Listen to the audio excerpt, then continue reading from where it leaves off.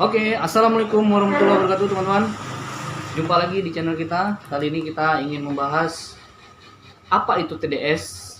Jadi banyak teman-teman yang usaha depot air atau teman-teman yang tahu tentang kesehatan air. Apa sih TDS itu? Jadi sebelum kita jelaskan, teman-teman jangan lupa di subscribe, di like, di komen, dan di share. Semoga apa yang saya share ini atau yang saya praktekkan ini bermanfaat bagi teman-teman semuanya.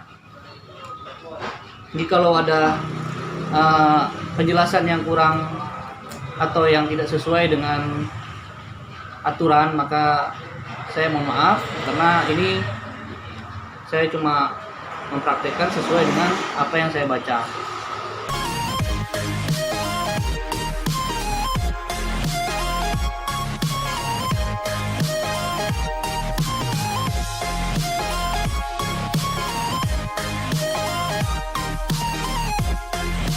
Oke teman-teman, jadi TDS itu adalah total disulfide solid, yang dimana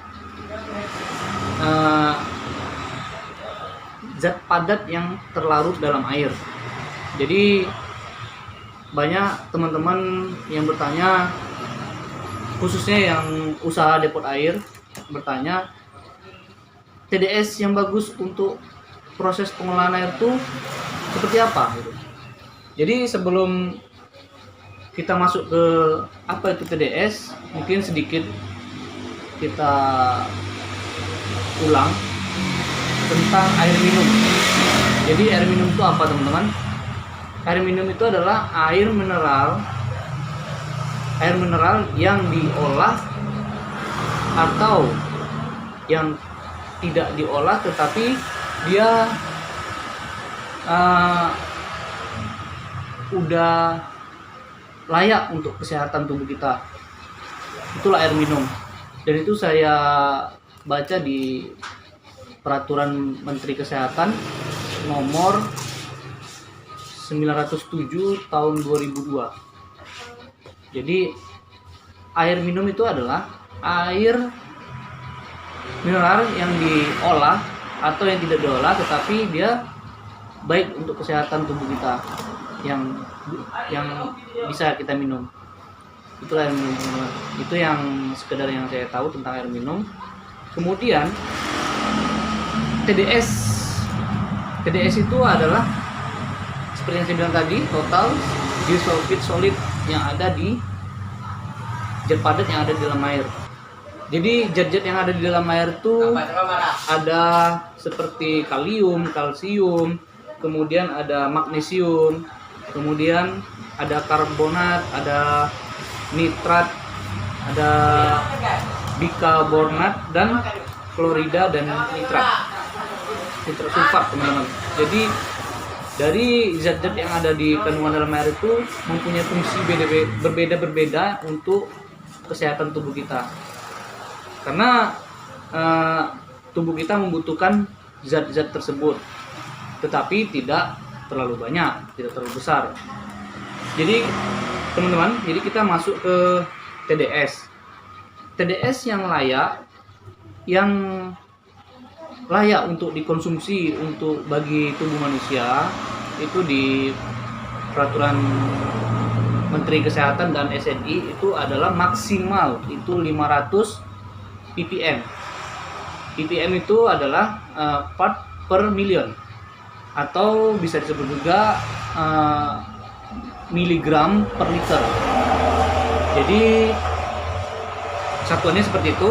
Jadi maksimal TDS yang bisa kita konsumsi adalah 500 ppm atau miligram per liter. Jadi teman-teman jangan takut, selagi TDS kita masih di bawah 500, itu masih layak dikonsumsi untuk tubuh. Tapi di sini masih banyak perdebatan untuk, terutama di badan WHO, yaitu World Health Organization. yang mana mereka mengatakan kategori-kategori TDS itu mulai dari 100 teman-teman. Ibaratnya mama kata ini bukan dari 100 tapi di bawah 300 TDS-nya itu bagus untuk dikonsumsi. Antara rating 300 sampai 600 ppm tadi atau miligram per liter itu masih baik. Jadi masih baik ya teman-teman. Nah, dari 600 sampai 900 itu ratingnya itu buruk. Jadi WHO mengatakan dari 600 sampai 900 itu buruk untuk dikonsumsi. Dari 900 sampai 1200 itu tidak layak untuk dikonsumsi atau sangat berbahaya teman-teman, dan ke atas dan seterusnya. Jadi TDS ini teman-teman mungkin bisa membaca literatur di Google atau di literatur lainnya seperti di Wikipedia. Saya pun juga baca-baca teman-teman, saya baca-baca juga di Wikipedia, di Google. Jadi banyak yang mengonsumsi. Berapa sih standar TDS yang bagus yang bagus atau yang layak kita konsumsi?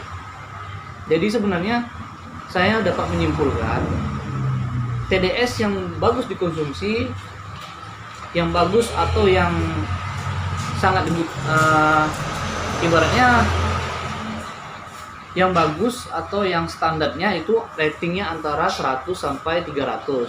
Tapi alangkah baiknya teman-teman coba TDS-nya di antara rating 100. Jadi ibaratnya mama katanya dari 80, 100, 120, 150. Tapi kalau bisa jangan sampai 300. Tapi 300 itu masih layak untuk kita konsumsi teman-teman. Oke? Jadi banyak yang mengatakan bagaimana jika TDS-nya 0 atau di bawah 10 teman-teman. Seperti proses pengolahan RO, yaitu RO itu reverse osmosis, yaitu pengolahan air yang dimana membuang zat-zat yang ada di dalam air, yang terlalu dalam air itu sebagian dibuang, sehingga nanti teman-teman yang punya mesin RO semakin kita besarkan pembuangannya, dan yang masuk atau yang air jadinya itu sedikit, itu TDS-nya akan semakin kecil teman-teman. Jadi teman-teman jangan sampai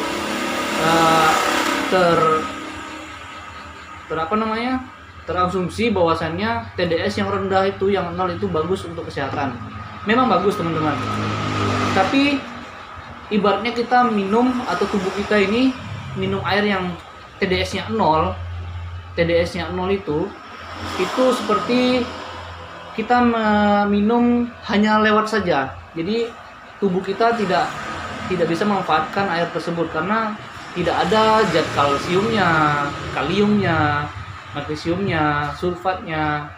Jadi di mana masing-masing zat itu sangat dibutuhkan untuk tubuh kita teman-teman. Jadi alangkah baiknya TDS kita tuh ratingnya antara 80, 120, mungkin sampai 300 itu masih bagus, masih layak untuk kita konsumsi bagi tubuh kita. Nah, di sini teman-teman saya pengen mencoba menggunakan TDS meter ini. Mungkin teman-teman yang punya usaha depot air sudah punya. Rata-rata yang punya harus punya TDS.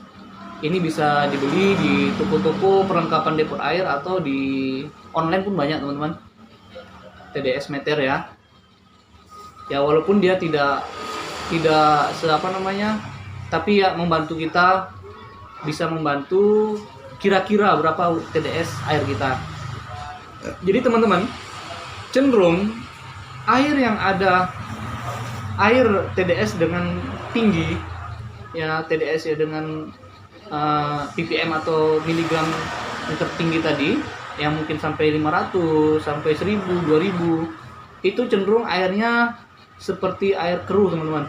Jadi airnya itu kemerah-merahan, kemudian ada juga yang berminyak.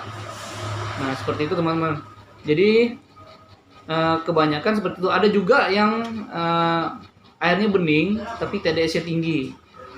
Nah itu biasanya jet kapurnya itu teman-teman.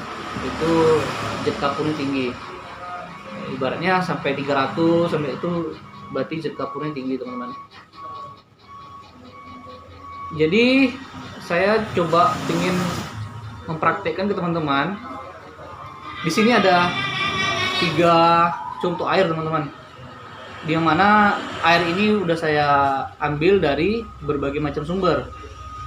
Yang pertama ini teman-teman, ini airnya saya ambil dari air yang berawa dan ibaratnya ini kalau kita cium masih bau teman-teman.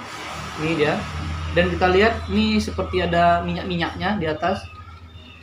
Ini saya baru ambil, jadi mungkin kalau kita bisa biarkan dia 1 hari 1 kali 24 jam, mungkin dia akan lebih kuningnya lebih pekat lagi, lebih keruh lagi.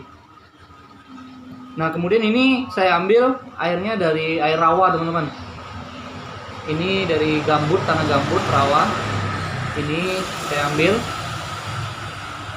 dan ini air yang saya minum.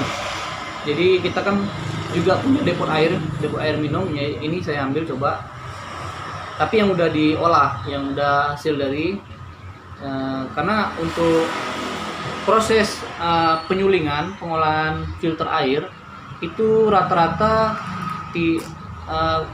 tidak bisa merubah TDS itu turun begitu drastis ya teman-teman, dan juga tidak bisa merubah warna secara drastis. Bisa cuma tidak bisa tahan lama kecuali dengan mesin RO teman-teman. Jadi di sini sudah saya ambil sampelnya dari 3 sumber. Jadi kita coba ukur teman-teman.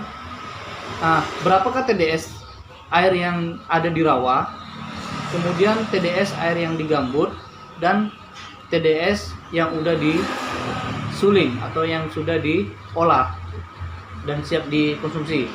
Ini air depot air kita teman-teman. Nah di sini coba kita ukur. Jadi TDS meter nih di sini seperti ini teman-teman. Pertama kita hidupkan dulu. Ini ada on off-nya seperti ini. Dah. Coba kita tes air yang ada yang dari rawa dulu teman-teman ya. Oke teman-teman, ini airnya TDS-nya adalah 580 ppm. Jadi ratingnya 575 sampai 580. Nih, teman-teman bisa lihat. Ya. Jadi TDS-nya itu 580 sampai kadang naik kadang turun teman-teman. Ini air yang dari rawa, dan ini sangat masih bau dan dia ada minyak-minyaknya di atas. Oke.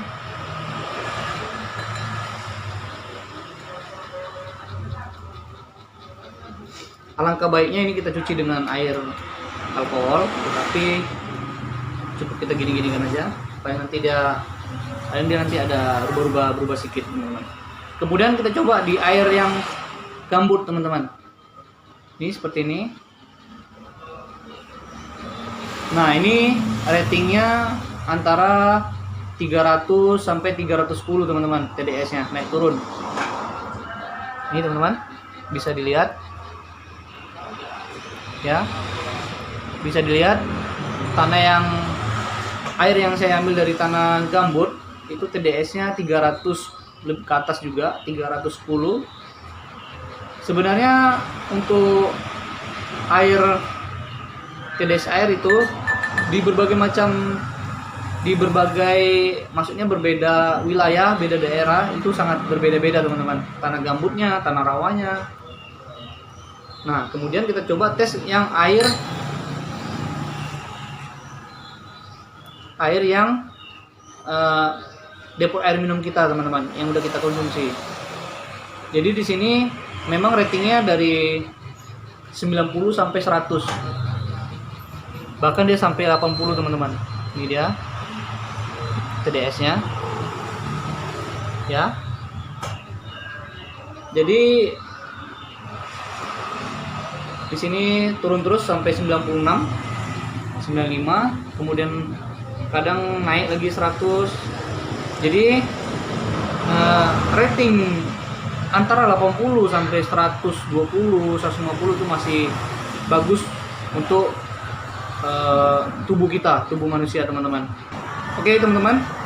Jadi teman-teman yang punya mesin yang pengolahan airnya menggunakan RO, mungkin saran dari saya, mungkin bukan saran sih, ibaratnya masukan, itu alangkah baiknya TDS-nya jangan terlalu rendah, teman-teman. Ya mungkin antara 50 sampai 100 itu masih kita maklumi. Ada juga teman-teman yang berpatokan, teman-teman, TDS-nya kok tinggi sekali, ini sampai 30. Nah, saya katakan 30 itu sebenarnya itu udah bagus untuk tubuh kita. Dan kalau terlalu rendah sampai 0 itu sebenarnya sih bagus untuk kesehatan, tapi tidak berfungsi untuk tubuh kita, karena tubuh kita juga membutuhkan zat-zat yang ada di dalam air seperti kalium, kalsium, magnesium, dan lain-lain, teman-teman. Oke, teman-teman, sekian dulu review atau penambah wawasan untuk teman-teman. Teman-teman juga bisa lihat atau bisa baca di Google. Jadi carilah referensi, bacalah TDS yang bagus itu berapa. Mungkin penyampaian saya, penjelasan saya ada yang mungkin belum tepat atau apa, mungkin berbeda pendapat dengan teman-teman, karena saya cuma menyampaikan apa yang saya baca, teman-teman. Oke, sekian dulu yang bisa saya sampaikan, yang saya bisa share ke teman-teman, semoga bermanfaat. Jadi jangan takut dengan TDS, karena TDS bisa kita kurangi, kita kecilkan zat-zatnya, tetapi juga diperhatikan untuk kesehatan tubuh kita, teman-teman. Karena air minum ini adalah tetapi air ini yang menentukan sehatnya tubuh kita. Apa yang kita minum, itulah hasil, itulah yang akan tubuh kita konsumsi. Jadi sekian dulu yang bisa saya sampaikan, kurang lebih maaf jikalau ada penyampaian yang kurang jelas atau yang tidak sepaham dengan teman-teman. Oke, selalu jaga kesehatan. Jangan lupa, teman-teman, di subscribe, di like dan komen, dan kasih masukan, teman-teman, supaya apa yang bisa saya share akan saya share. Sampai jumpa di video berikutnya. Assalamualaikum warahmatullahi wabarakatuh. Oke, teman-teman.